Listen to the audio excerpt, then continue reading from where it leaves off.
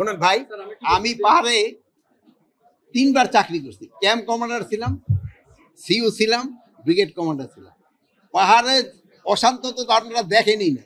এখন পাহাড় ওই তুলনা করতে গেলে পাহাড় পুরাটা শান্ত। এই ছোটখাটো যে অপহরণ খালি ওই 4জন যে হয়েছে, একজন ওই মেয়েটা হয়তো ছাড়াও পেয়েছে, এরকম অপহরণ তো আমার প্লেনল্যান্ডও তো হচ্ছে। খালি ওই পাহাড়ের কেন হতে দোষ দেয়? পাহাড় আগের থেকে অনেক ভালো অবস্থা আছে, অনেক শান্ত আছে। ফটিকছড়ি, রাউজান, তারপরে আপনার কটিয়া, সাতকানিয়া, এই এই এলাকাটা হলো আপনার হলো পাহাড় এবং সমতল, দুইটারই কিন্তু সংমিশ্রণ। আর চিটাগাং ডিভিশনের হলো আরেকটাই হলো, এই ডিভিশনের মধ্যে পড়ছে সব পাহাড়, সমতল ভূমি এবং সমুদ্র, বনাঞ্চল এখানে। এখানে সমস্যা অন্যান্য এলাকার থেকে একটু ডিফারেন্ট।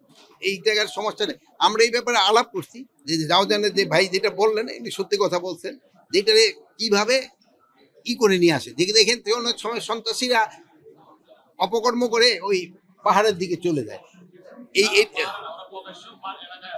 প্রকাশ্য যদি এলাকায় থাকে, এই ক্ষেত্রে আমি হাবিবরা, আমি শোনে আপনারা নাম দিয়ে দেন, আমি হাবিব ইনস্ট্রাকশন আপনাদের সামনে দিয়ে গেলাম, এদের ক্ষেত্রে যেন আইনানুগ ব্যবস্থা নেই। না, যৌথ বাহিনীর অভিযান কোনো অবস্থায় কমে নেই, বরঞ্চ আপনাদের সাহায্য সহযোগিতার জন্য আইন শৃঙ্খলা পরিস্থিতি উন্নতি হয়েছে। এটা আপনাদের আপনাদের সহযোগিতার জন্য।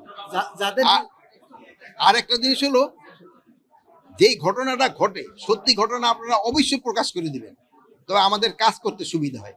কিন্তু অনেক সময় আছে দুই একজনের হয়তো ঘটনাটা সত্যি না কিন্তু প্রকাশ করে দেয়, সেই সময় অনেক সময় ইনভেস্টিগেশন করে যদি দেখা যায় যে ঘটনাটা সত্যি না, তো অসুবিধা হয়। প্লাস পার্শ্ববর্তী দেশের সাংবাদিকরা এই সুবিধাটা নেয়, যেহেতু জানেন যে তারা কিন্তু মিথ্যা সংবাদ বেশি পরিবেশন করে, যে ক্ষেত্রে আপনাদের একটা সুনাম আছে, আপনারা সত্য সংবাদ সবসময় দিয়ে যান। এই জন্য আপনাকে ওই ক্ষেত্রে দুই একটা হইলে কি ওরা একটা সুবিধা পেয়ে যায়। এই ক্ষেত্রে আপনারা যেইভাবে কাজ করে যাচ্ছেন, আমি অনুরোধ করব আপনারা ওইভাবে কাজ করেন। আর দুই একজনে যদি দুই একটা ভুল করে ফেলে, ওটা আমারও কাজ করতে গেলে ভুল হইতে পারে, পরে যদি রেকটিফাই করে যে আমার এই যে ইনফরমেশনটা দিয়েছে এই ইনফরমেশন হয়তো ভুল হয়েছে, আমি হয়তো ডিটেলে যাই নাই, এই জন্য হয়েছে, ওইটা বলে দিলে কিন্তু জিনিসটা আবার ঠিক হয়ে যায়। এখন হলো এটা দেখতে হবে যে আরাকান আর্মি কিন্তু এখান থেকে ফাইট করতেছে অনেক দিন যাব। এদের কিন্তু আছে, যেমন এই পারে অনেকে বিয়ে ঠিক করে ফেলছে, যেটা নিয়ে অস্বীকার করা নাই।